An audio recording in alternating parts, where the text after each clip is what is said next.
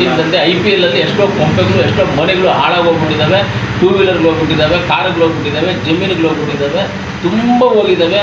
ನಾನೇ ಯಾವುದೋ ಒಂದು ಜಮೀನು ತೊಗೊಂಡೆ, ಲಾಸ್ಟಲ್ಲಿ ಗೊತ್ತಾಯ್ತು ಅವರು IPL ಅಲ್ಲಿ ಸಾಲ ಮಾಡಿದ್ರಂತೆ, ಆ ಸಾಲಕ್ಕೋಸ್ಕರ ಅವರನ್ನು ಗಲಾಟೆ ಮಾಡೋದು, ಅದಕ್ಕೆ ಜಮೀನು ಮಾಡೋದು ನಾನು ಲಾಸ್ಟಲ್ಲಿ ಗೊತ್ತಾಯ್ತು. ರಿಜಿಸ್ಟರ್ ಆಗಿಬಿಟ್ಮೇಲೆ ಖಾತೆ ಮಾಡುವಾಗ ಪಾಪ ಹೆಂಗೋ ಸರ್ ಅವ್ರು ಬದುಕ್ಬಿಟ್ರಿ ನೀವು ಅಂದರೆ, ಯಾಕೆಂದ್ರೆ ಅವ್ನು IPL ದುಡ್ಡು ಕಳ್ಕೊಂಡ್ಬಿಟ್ಟಿದ್ದ, ಜಮೀನು ನೀವು ತೊಗೊಂಡ್ರಂತೆ ಅಂತ ನನಗೆ ಗೊತ್ತಿಲ್ಲಪ್ಪ. ಅವ್ರು IPL ಅಲ್ಲಿ ಕಳ್ಕೊಂಡಿದ್ದು, ಅವ್ರ ಅಪ್ಪ ಅವ್ರ ಅಮ್ಮ ಬಂದು ನನಗೆ ಮಾಡಿದ್ರು ತೊಗೊಂಡು ಆ ಸಾಲ ತೀರ್ಸೋಕ್ಕೆ ಸಾಲ ಇಲ್ಲ ಅಂತ ಅವ್ರ ಅಪ್ಪ ಅಮ್ಮ ಸೂಸೈಡ್ ಮಾಡ್ಕೊಂಡ್ಬಿಡ್ತಾರೆ. ಇವಾಗ ಮಗ ಮಾಡಿದ ತಪ್ಪಿಗೆ ತಂದೆ ತಾಯಿ ಜಮೀನು ಮಾಡಿಬಿಟ್ಟು ಅವ್ರ ಸಾಲಗಳು ಈ ಥರ ತುಂಬ ಆಗ್ತಾಯಿದೆ. ಕ್ರಮ ತಗೋಬೇಕು, ಅದು ಡಿಪಾರ್ಟ್ಮೆಂಟಲ್ಲಿ ಇರುತ್ತೆ ನೋಡಿ. ಪೊಲೀಸ್ ಡಿಪಾರ್ಟ್ಮೆಂಟ್ಗೆ ಗೊತ್ತಿಲ್ಲದೆ ಇರುವಂಥದ್ದು ಯಾವುದೂ ಇಲ್ಲ. ಪ್ರತಿಯೊಂದು ಪೊಲೀಸ್ ಡಿಪಾರ್ಟ್ಮೆಂಟಲ್ಲಿ ಇಂಟೆಲಿಜೆನ್ಸಲ್ಲಿ ಇನ್ಫಾರ್ಮೇಷನ್ ಇದ್ದೇ ಇರುತ್ತೆ. ಪೊಲೀಸ್ ಅವರನ್ನ ಬಿಟ್ಕೊಂಡು ಕೂತ್ಕೊಂಡಿದ್ದಾರೆ ಅಷ್ಟೇ ಮಾತ್ರ. ಪೊಲೀಸವ್ರು ಮೋಸ ಮಾಡಿದ್ರೆ ಎಲ್ಲ ಏನಿಲ್ಲ.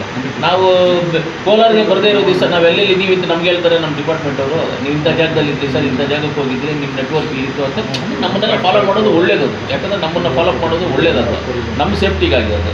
ಆ ಥರ ಅವರು ಇದನ್ನೇ ದೊಡ್ಡ ವಿಚಾರ. ನಮಗೆ ಏನೇನು ನೆಟ್ವರ್ಕ್ ಇದೆ.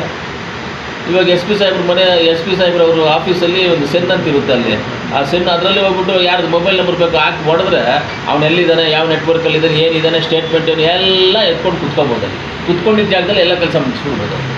ನಮ್ಮ ಹತ್ರ ಇರೋ ನೆಟ್ವರ್ಕ್, ಪೊಲೀಸ್ ಡಿಪಾರ್ಟ್ಮೆಂಟಲ್ಲಿ ಇರೋ ನೆಟ್ವರ್ಕ್ ಯಾವ ಥರ ಇರುತ್ತೆ ಅಂದರೆ, ಕೆಳಗಡೆ ಅಲ್ಲಿ ರೋಡಲ್ಲಿ ಪೇಪರ್ ಬಿದ್ದಿದ್ರೆ ಸ್ಯಾಟಲೈಟ್ ಅವ್ರು ಓದ್ಬೋದು, ಅದು ಅಷ್ಟು ಪವರ್ ಇದೆ. ಹಂಗೆ ನೋಡೋದು ದೊಡ್ಡ ಕಷ್ಟ.